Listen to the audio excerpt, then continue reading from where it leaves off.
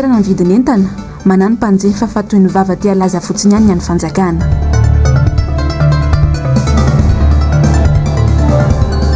Fa manana ny krizy eto Madagasikara, manana fahavononana mahaolana avy ny mpitondra.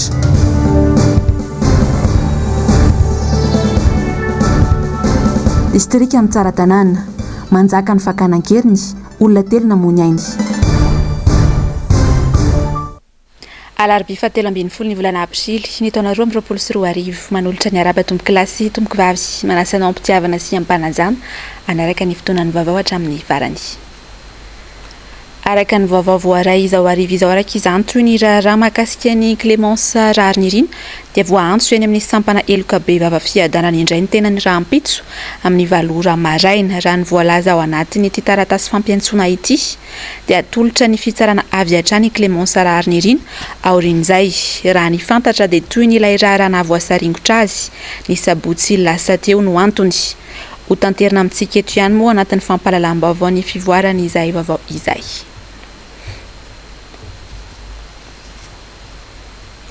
Eo amin'ny pejiny sy fandriam-pahalemana dia mampiteny moana mihitsy ity tranga ity eto Madagasikara ankehitriny miraviravin-tanana ny ankamaroan'ny vahoaka fa indrindra ireo any amin'ny tontolo ambanivohitra manjakazaka ny dahalo ary mahavita mandasaka aina mihitsy. Toy izany ny tranga tao amin'ny distrika ny tsara tanàna. Zavandre Mahefa sy Tahiriny aina. Mirongatra ny fankanan-keriny eo amin'ny distrika ny tsara tanàna. Ny trangana fankanan-keriny tao amin'ny tanàna iray antsoina hoe Atanambao ao amin'ny Fokotany Ambohidronono commune Ambakireny distrika ny tsara tanàna ny voalohan'ny volana aprily 2024 sy 2025 lasa teo. Roalahy zanak'olona iray tao an-toerana no nalaina an-keriny tamin'io fotoana io. Dahalo mirongo fitaovam-bedina no nanafika tao an-tanàna tokony tamin'ny valora alina raha ny fanazavan'ny mponina. 20 any ho any ireo mpanaradia nisan'ireo dahalo mpaka-keriny ireo ary manana basy mahery vaika ny ankamaroany. No eton'ireo dahalo ny azon'ny commune Marotsipoy ao amin'ny distrika Ananjozorobe ary tany amin'ny manodidina ny faritry ny distrika Anakazobe no niafenan'ireo dahalo ireo niaraka tamin'ny olona nentiny. Vola mitentina 70 tapitrisa ariary no notakian'ireo zolahy tamin'ny fianakaviana ho tambiny famitsorana azy ireo ary ny rain'izy mirahalahy no notakiana hanatitra io vola io tamin'izany. Ny alahady 10 aprily lasa teo anefa voavonona ny vola ary naterina tany amin'ny toerana voatondron'ireo zolahy anatirana izany. Rehefa tonga tany anefa dia notifirin'ireo zolahy ilay raim-pianakaviana nitona vola. Voatifitra teo amin'ny vavany io raim-pianakaviana io raha toka teo amin'ny kibony an'izy roalahy nalaina an-keriny ireo ka matsitradraona avokoa izy telo mianaka ireo. Mateti-pitranga moa ny trangana fakanan-keriny tahaka izao tatoato ary matetika any amin'ireo toerana lavitra ny mpitandro filaminana sy ny manam-pahefana no manao izay tena atao ireo dahalo. Raha tsy lasibatra amin'izany ny omby sy ny fananan'ireo tantsaha dia miafara amin'ny fakanan-keriny sy ny fandatsahana aina tahaka izao ny zava-mitranga. Tsy mitsahatra ny mitaraina ny vahoaka saingy raha ny zava-misy amin'izao fotoana izao dia mitoby eto indray ny vohitra avokoa ny ankamaroan'ireo mpitandro filaminana sy ny fitaovana izay narantiranty nandritra ny fety ny fahaleovan-tena ireny. Entin'ny fanjakana mitahorana ireo vahoaka tsy mitovy hevitra aminy sy mahasamijoro manoloana ny tsirary ny mpitandro filaminana ka zary lasa dino tanteraka fa misy malagasy mena anatin'ny orory sy ny tahotra tanteraka any ambanivohitra any no ny trangana tsy fandriam-pahalemana. Trano vao amboarina iray no niotsaka tampoka io maraina io teny amin'ny komina Ilafy. Olona roa ny fantatra fa naratra mafy sy nandritra izany. Ny iray ny anjera avy eny ambony ary tafavoaka teny ivelany naratra mafy ary tsy nahatsiaro tena. Ny iray kosa voatsindry ny beton raha ny loharanom-baovao hatrany. Ny fandrimbona ny mponina nanavitra azy ireo mandra-pahatonga ny mpamonjy voina. Eo amin'ny pejiny toe-karena dia tokony efa miatra sy kelikely eny an-tsena ny vokatry ny fameran'ny fanjakana ny vidiny entana taorian'ny fiapetrany ho raisin'ny ministera ny varotra sy ny fanjifana betsaka nefa ny mpanjifa no mitaraina satria toa tsy hitakory ny fiantraikan'izany. Raha vora Zafy Mahenina sy Tokra Marla. Tsy zoviana mpanarabavao intsony ny paikadin'ny mpitondra ny vavany mandeha alovany hetsika izay vao maika mampiteraka savorivory satria ratsy fiomanana. Miatra izany ho an'ny vidiny entana izay noferana araka ny tiany ministera. Ho an'ny mpivarotra dia nilaza izy ireo fa tsy afaka ny varotra faty-antoka. Ny mpanjifa indray izay sendranay dia nilaza fa tsy misy fiantraikany any amin'ny toerana misy azy ireo ny fipetrany raisina. Fa fandamindamirana sembahoaka fa tsisy vivana aloha. Rateto tena tsisy vokany mihitsy. Ny teo ihany ny teo. Tena mbola miakatra be hatrapizao zany any aminay dia rehetrarehetra mihitsy pepena rehetrarehetra mihitsy tena lafo be daholo dia tena tsy takatra mihitsy zany izy fa tena lafo be. Na vary, charbon, na kitay menaka avy arany fahitako anazy ohatrany tsy mety ngamba ny zareo varotra satria tonga dia mitovy daholo amin'ny parti rehetrarehetra mpivarotra rehetrarehetra any aminay. Tany hoe menaka ny vidiana 5,000 izany taloha mba mahavita hoe 2 volana fa zao tena mahatsiaro sahirana mihitsiny na amin'ny vidim-bary izany ara taloha izany hoe karaha amin'izany mba misy hoe misy ambim-bava izany fa zao vary 5 kilao ara tsy ho azon'le karama intsony. Ainiteraka fidanganany vidim-piainana mihoatra noho ny an'izao ny fanerana ny vidin'entana ho ny paitoekarena tsy ny rehetra no ampiatra izany indrindra fa tsy misy ny fanampiana avy amin'ny fanjakana noho ny krizy ara-toekarena maneran-tany ihany koa hiakatra ny vidin'entana eo amin'ny sehatra iraisam-pirenena toy ny menaka ka tsy afa-miala amin'izany isika ny fanararaotana samihafa izay tsy lazainy intsony. Zany hoe raha mibetsaka ny tolotromena zany hoe raha maro ny orinasan'ny foronina dia betsaka ny mpiasany asa. Dia dikan'izay zany betsaka ny mpanjifa ny tady indrindra ny sery atao hoe kilasy afovoany izay tena mpanjifa matanjaka ao amin'ny sehatra foto faharoa ny misy an'io. Dia amin'izay fotoan'izay rehefa mitombo ny fanjifana dia tsy maintsy mitombo koa ny tolotra. Ka rehefa mitombo ny tolotra dia miroborobo zany ny orinasantsika dia miodikodin'izay dia ny farany zany matanjaka ny toekarentsika.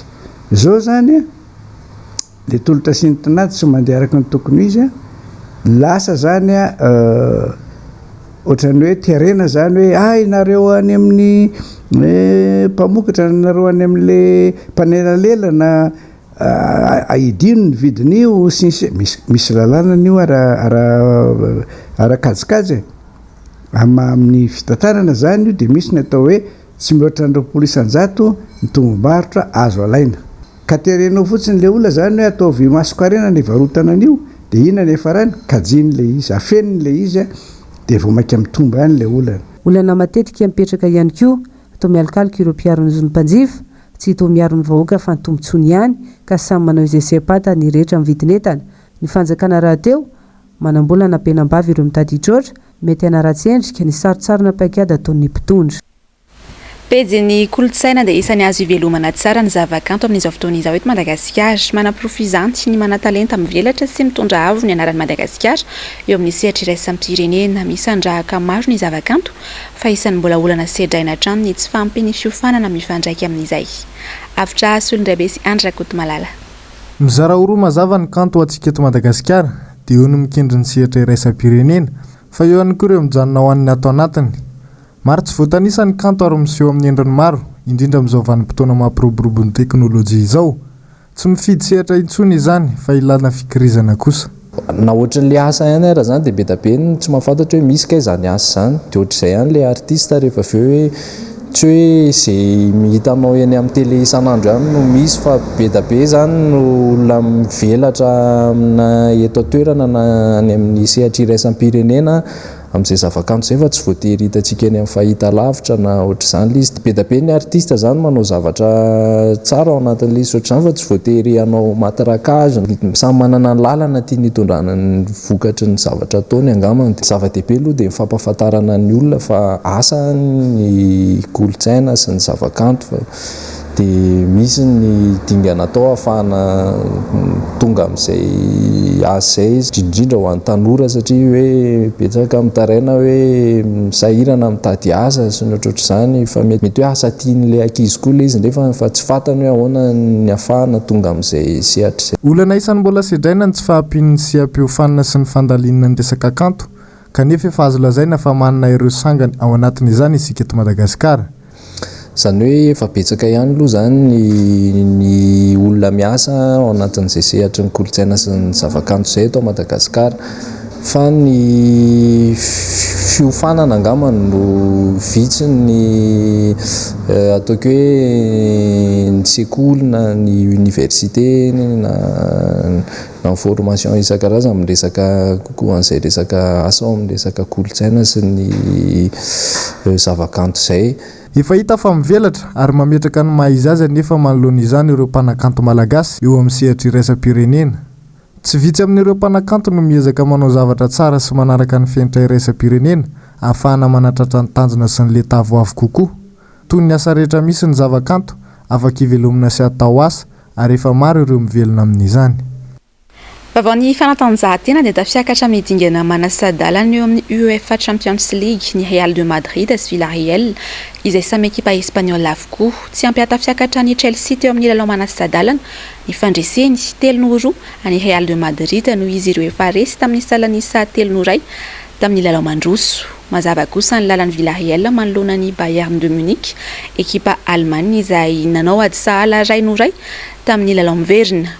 Raha resy tamin'ny isa 2-0 izy ireo tamin'ny lalao mandroso. Mbola tsy miravina tanteraka aloha izao ny ady eo amin'ny Russia sy Ukraine. Mbola metoy ny fifandrangitana ara-diplomasia eo amin'ny rotonta miaraka amin'ireo firenendehibe hafa toy ny États-Unis na dia efa tsy misy intsony aza ny fifanafiana ara-tafika. Zavandre Mahefa sy Tahiriny Aina. Tena famonoan'olona ary fandropahana sivily no nataon'ny filoha Rosiana Vladimir Poutine nandritra ireny fanafiana nataony tany Ukraine ireny ho ny filoha Amerikanina Joe Biden omaly nandritra ny tafa nataony tamin'ny mpanao gazety. Teny izay efa nambara ny filoha Ukrainiana Volodymyr Zelensky taorian'ireny fahaolona marobe hita tao Bucha ireny. Ity farany izay mbola tsy mitsahatra ny manao antsoavo amin'ny firenena hafa mba hanohitra ny Rosia satria ahina mafy izy ny mbola mitehan'ny Rosia ireo firenena hafa ao Eropa raha toka miraviravin-tanana isika. Nanamafy izany ihany koa ny Cour pénale internationale na ny CPI nandritra ny fidinana ifotony nataon'izy ireo tao Bucha. Ny CPI izay anisan'ireo rafitra iray nandray an-tanana ny fanadihadiana mikasika io ady teo amin'ny Ukraine sy Rosia io fa indrindra manoloana ireny fahaolona tamin'ny fomba fenao bebiana tao Bucha ireny. 20 amin'ny 2,4 kosa ireo namony eny tao Mariupol raha nitatitra trany. Mariupol izay tanàna iray anisan'ny ara-ny fahampotehana tanteraka ary ny zakan'izy era-bomba be indrindra nandritra io fanafiana nataony Rosia io. Tafiakatra enina sy efatra tapitrisa moa amin'izao ireo olona mitsoponenana miala ao Ukraine raha nitatitra trany.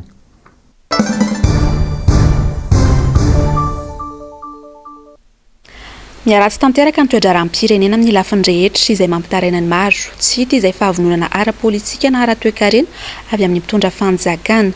Ny ara-tsosialy izay efa sempotra tsy mety tafarina ka mahatonga ny fitakiana etsero. Nitondra ny heviny mahakasika izay androany ny solombavambahoaka Alain Rantsimbazafy. Vaovao ny Ravirazafy Mahenina sy Tokitra Marla. Mianao anatin'ny krizy ara-politika, ara-toe-karena sy ara-tsosialy eto Madagasikara amin'izao. Tsy voatery vokatry ny ady eo amin'ny Rosia sy Ukraine nakotaka hatran'ny Covid-19 nefa izany afanohy tsy faiza mitantany ny filoha. Manomboka amin'izao avokoa ireo mpifambara rehetra milaza fa tsy mandeha amin'ny laon'ny fitantanana andrarahan'ny-pirenena. Any nataony mpitondra dia ny manaparitaka ny ataony ary manaratsy ny fanoherana ny anaty compte fake rehetra any. Na ihany koa manaparitaka vokatra fanadihadiana na sondage milaza fa betsaka ny malagasy ny mbola hifidy azy. Saingy razoviana nefa tsy misy ny iray isan-jato ny mpifidy no nanaovana ny fanadihadiana. Fanarenana ny firenena no ilaina ary fahavononana ara-politika avy amin'ny fanjakana. Hitantsika fa nisy ny teboka fiangana izay nisy ny antsoina hoe dinika savaranandro teny Andraharo omaly. Izany zany no entina ilazana amintsika fa efa maro ny mpisehatra ara-politika sy eo anivon'ny fiarahamonim-pirenena no mangetaeta an'izay fifampidiniana izay. Ny antony dia mazava hoe mila jerentsika mialoha ny mba tsy hisiny ny olana ara-politika indrindrindrindra ny amin'ny lafiny ara-pifidianana raha toa ka iroso amin'izany fifidianana zany tsika izay ao anatin'ny atao hoe heritaona mahelikely eo sisa. Noho izany dia ilaina ny misoroka mialoha mba tsy hisiny izay disadisa eo anivon'ny mpisehatra politika izay sy ny eo anivon'ny rafim-panjakana izay mitantana zany fifidianana zany. Ka ny fotoanan-doam-pirenena zany no fahitana azy no any lalatokana ahafahantsika misoroka mialohan'ny fotoana izay mety ahia rehetra mahakasika ny fifidianana. Ny fahitana azy aloha zany dia hita fa ao anatin'ny korotana ara-politika tsika amin'izao fotoana izao sy ara-ekonomika sy ara-tsosialy. Tsy misy lalana ahafahan'izao fitondrana izao zany handamina intsony afa-tsy ny fandehanana amin'izay dinika izay. Miamindroso ny fotoan'ny fifidianana manaraka hita fa miezaka mafy ny mpitondra miseho etsero ireo manohatra sy manaratsy kosa dia samborina na fonja avy hatrany no miandry. Tsy mitsahatra mandroto sosikevitra ny avy amin'ny fanoherana sy ireo fikambanana fivondronana mpandraraha anarenana ny Madagasikara. tsy hitanefa izany ary toa tsy mahay mandray lesina ny mpitondra izay mamerina mihoatra lavitra noho nataony tany aloha ka mety hiteraka vokatra ratsy ara-tsosialy goavana. No tanterahina omaly ny fameloma masony atokotiko Madagasikara tao amin'ny distrika ny Sonerany-Vongo. Nitarika izany nisy olo-mavambahoaka teo aloha mananja Fidsan sy ny filohan'ny tanora Tahiry Parfait nisy moa ny fanambarana nataon'izy ireo nandritra izany. Arao ary ny vaovao. Fanambarana izay vondrona miara-dia amin'ity metsony ranovongo mpambolina avany ziro mpanaraka mpitatitra an-tanety sy an-dranomasina mpampianatra fiasam-panjakana am-perinasa ny misotro ronono ary ny mpanjifa PPN mpandraharaha dia miangavy anao ampanajana Andriamatoa Marc Ravalomanana hirotsaka ho fidina filoham-pirenena amin'ny 2023 anafaka anay vahoaka anaty lavaka mangitsokitso noho ny tsy fisian'ny fiakaran-karama vidim-piainana nakatra nefa vidim-bokotra ny rorono zanak'omby tsy nampianaron-domano anao amin'io miasa io ary tsy magnandrakandrona. Nanatanteraka fanomezan-dra tetsy Belair androany ny fikambanan'ny vehivavy Tim fahatsapana fa aina no rano antony nanosika azy ireo nanao ity hetsika ity afatra solon-dehibe sy Andra Kotomalala. Isan'ny antom-pijoroan'ny vehivavy Tim ny fanaovana asa sosialy noho ny fahatsapana fa manandanja ny fanatsoavana ny mpiray tandrazana. Ho an'ny androany dia mpikambana manodidina ny 30 ny tonga nanome raha tetsy amin'ny foibe toeran'ny antoko Tim tetsy Belair. Zava-dehibe ny fanomezana aina ka antony nanosika azy ireo nanao izao hetsika izao.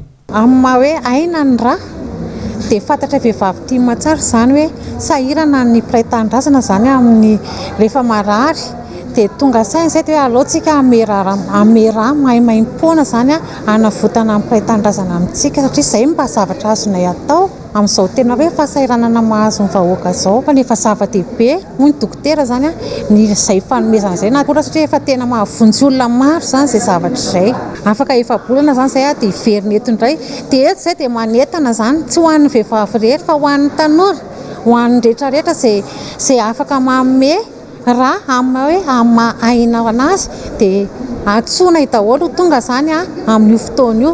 Fiara-miasa miaraka amin'ny mpiantsehatra eo anivon'ny hopitaly na ahafahana nanatanteraka ity hetsika ity. Tsara ny manamarika fa maimaim-poana fa tsy vidina ny raha eny anivon'ireo hopitaly mpanjakana rehetra. Tsara marina aloha eto amintsika ny raha tsy azo vidina dia tsy azo amidy fa fotsiny tsara marina kely raha ohatra ka amin'ny hopitaly mpanjakana ny marary no nampidirana raha dia tsy mandoa volana ariary izy fa mitady olona fotsiny manolana iny kitapondrana ampidirina iny mba hamonjena ny olona izay mila famonjena raha manaraka fa raha ohatra ka any amin'ny hopitaly tsy miankina any amin'ny klinika ohatra ny havany no mila raha tsy mividy raha kory ilay olona tsisy mivarotra raha fa fotsiny ny fakirakirana iny raha iny iantohany iny olona iny ka ny fikirakirana reny zavatra reny raha any amin'ny hopitaly mpanjakana ilay olona no miditra fanjakana no miantoka ny sarany fa raha any amin'ny privé izy no hospitalisé dia ny ampahany amin'izay fakirakirana sy fanaovana testa ny raha iny izay no ilay vola alohan'ilay olona fa tsy hoe vidin'ilay raha akory. Fanombohany ihany ity hetsika ity ho an'ny vehivavy Tim fa ho avy ihany koa ireo hetsika maro ara-tsosialy izay isan'ny antom-pijoroan'ity fikambanana efa nisy hatrizay ity. Fa eo ihany koa ny hetsika izay mifandraika amin'ny fankalazana ny 20 taonany atokotiko Madagasikara atao amin'ity taona ity. Mijoro arana sy ny mpiray tandrazana hatrany ny atokotiko Madagasikara araka ny fotom-pijoroany. Etsika marana ny vaovao taky ny mahazatra dia ny famotinana ny fandaharana miara-manonjy. Taky ny mahazatra moa dia ny mikasika ny raharam-pirenena ny velabelarin'ny fandaharana.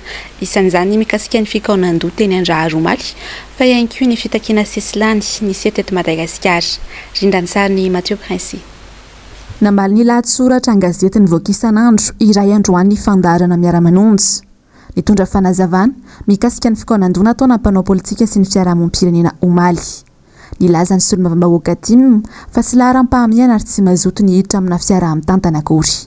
Naninona ny zavatra tokana ihany no niresahana tao ry gazety mpivoaka isan'andro hoe inutile et ridicule sao dia mba ianareo ny ridicule ao anatin'izany be dia be ny zavatra ny fampiresahana tao fa tsy eo anankiray tokana ny resahanareo io resaka hoe lalàna resaka ny lindalàna mahakasika ny fifidianana zany nisy any tena ny fampiresahana tao nisy ny fifidianana madio nisy ny mpitsara madio ao anatin'izany ny seni mpikarakara sy mpanomana anisan'izany mpitsara ny ACC izany ny zavatra tena andresahana tao fa avadika le izy mivilana le fijeryn'io mpanao gazety io asa mona ny rédaction na le mpanao gazety fa matony voaka reo a de lekeny tao anivon'ny rédaction fa ny mampalahelo dia hoe fankalana tsotro zao mety ny tim man tsy tianao mety ny HVM man tsy tianao mety ny tezana ny MFM na tsy fantatra itsony maro be ny atokotonga tao fa le hoe tsy fitaizana ny zavatra toy izany hoe ny zavatra anankiray izay nieritreretinao hoe fitadiava-toerana zay ihany ny resahany tao a